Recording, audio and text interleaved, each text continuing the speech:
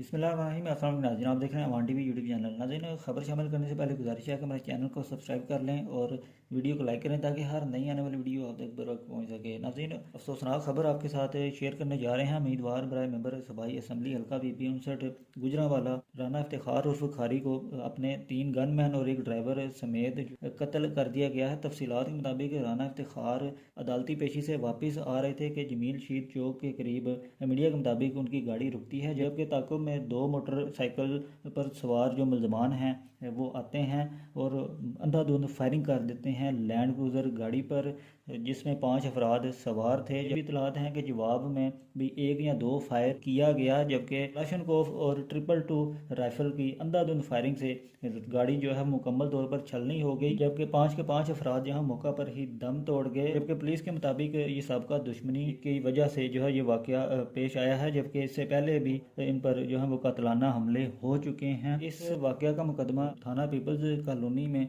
कत्ल, इक़दाम कत्ल समेत जो है वो कुल 4 दफ़ात के तहत जो है वो दर्ज कर लिया गया है, जबकि इस FIR में 4 नामजद 2 नामालूम जबकि 1 मशवरा का मुल्ज़िम जो है वो रखा गया है। मज़ीद अपडेट्स के लिए देखते रहें अवान TV।